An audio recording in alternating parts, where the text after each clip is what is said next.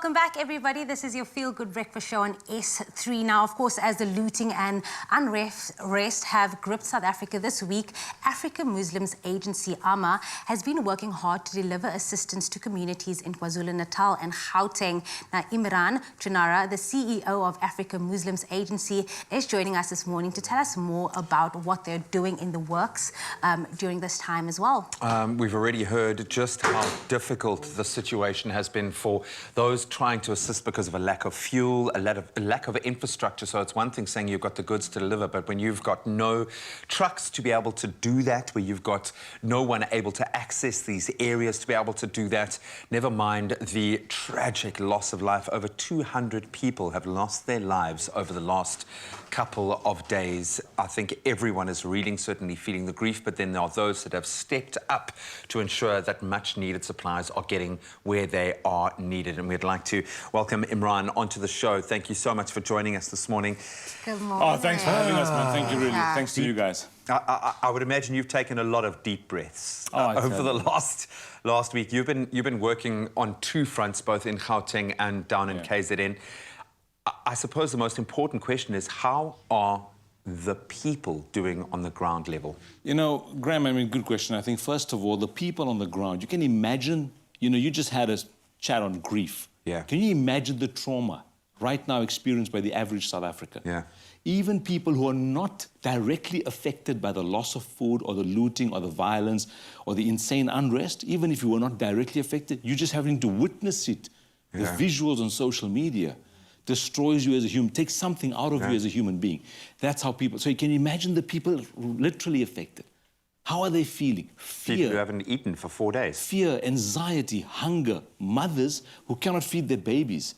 There was desperate pleas in KZN and Gauteng where moms were saying, my baby's 2 months old, 3 months old, I need diapers, I need baby formula. My baby has to drink water now for the past day or two. Now, what must a mother go through watching this happen to her newborn when it's supposed to be a time of joy?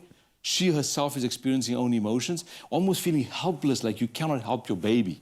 Yeah. And this is what we've been dealing with over the last almost a week now. Like But there is a little bit of hope, I think, that just seeing how South Africa has rallied together during this times, you know, just to share messages of hope and just seeing how people is coming together to give back in these communities. I mean, just what you've experienced in Johannesburg, in KwaZulu-Natal as well. Tell us a bit more about that, just seeing the community of people come together and support during this time. Oh, absolutely. You know, this reminds me of, you know, just about a year ago now, I was in Beirut when the Beirut blast occurred. And thousands of NGOs from around the world came together and within a couple of days started rallying around each other. You forgot about race, ethnicity, religion, cultural background, whatever the case is, and you helped another human being. And this is what we're witnessing right now. So like you say, yes, the trauma is immense. Gauteng, KZN, to see it in our own home soil and to feel that tension again that exists, that palpable tension, but then to witness the humanity, regardless of any religion, race, culture, ethnicity, to come back and help a fellow human being. And so we're working with mental health institutes, old age homes. You can imagine, guys, the most vulnerable, someone sitting in an old age home, not sure what's going on, watching television or something, and fearing their own life. Yeah, or the life of their family. I think that was the most bitter pull for us to sort of... I've got a lot of family in KZN and not being able to reach them, connect with them. You are doing that and more. Your organisation has stepped up. Talk me through the bread kits, how they will be used and how you need us to help. What do you need from Well, first of all, South of course, Africa? we've got offices around the country, we've got teams on the ground. So thankfully, when it just unfolded, our teams were indoors for like a few hours, and we said, look, guys, this is what we are called to do as humanitarians. So we sent them out there. The first thing was bread and milk. Yeah. So by the thousands and hundreds of thousands of loaves of bread and liters of milk, that started getting distributed to people's homes, etc., because they couldn't come out. Now, going forward, because the stores can't stock up fast enough, There are no stores left. There's no stores. They have to first rehabilitate the store before they can supply the community. So we supply the community with bread kits that has flour, yeast, oil, milk, that a home can make bread for a few days. Okay. And we have an Empower SA campaign where we're supplying food for a 3-month process. So families can get access to food and meat, etc., for at least 3 months to rehabilitate themselves.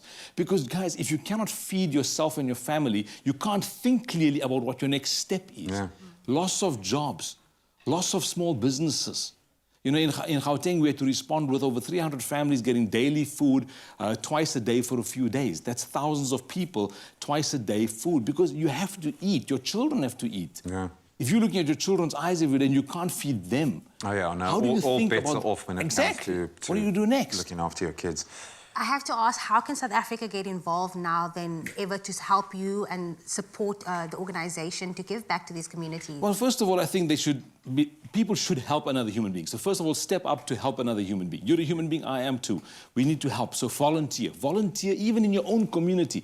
But get onto our website, volunteer. Become a volunteer in your society. It takes just a little bit of time and some of your own the humanness that comes from within you. Secondly, yes, monetary donations. Why? Because we have to purchase. We've sent truckloads of goods from Gauteng. First, we purchased goods inside KZN because we wanted to support the remaining businesses there to keep them running. Absolutely. But then we sent truckloads, like many other organizations done. There's many organizations coming together from Gauteng and other parts of the countries to KZN. So yes, monetary donations, obviously on our website. Why? Because we have to purchase large goods to be able to you've got the infrastructure to do that. We've got teams on the ground that are actually finding the places of need, finding the families that are in need. So not monetary, but volunteer. Volunteer.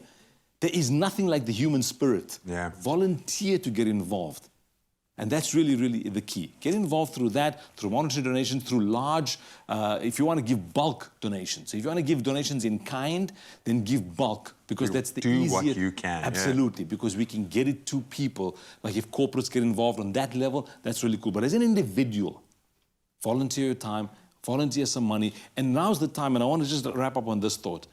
COVID has instilled fear into all of us, where we become very closed, very selfish, protecting our own health. Yeah.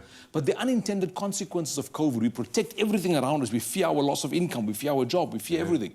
And then that's when we start closing down, and we shut down, we don't reach out. We're less empathetic. We're less empathetic. Let's have faith, not fear.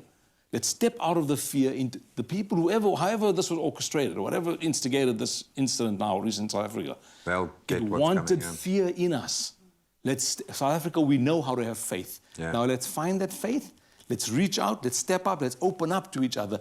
Volunteer, time, money, goods, and let's teach each other that our color of our skin, our religious background, ethnicity, culture is irrelevant when it comes to humanity. Yeah, the true spirit of Ubuntu. Imran, thank you so much. The work that you're doing is amazing, and we hope that every South African responds. But you can go to the AfricanMuslimsAgency.co.za to get all of the information if you want to donate, if you want to give your time, if you want to connect with any kind of resource. Now is the time to let the people who are most affected know that we care and we are there, we are in your corner, and we are ready to do whatever it takes.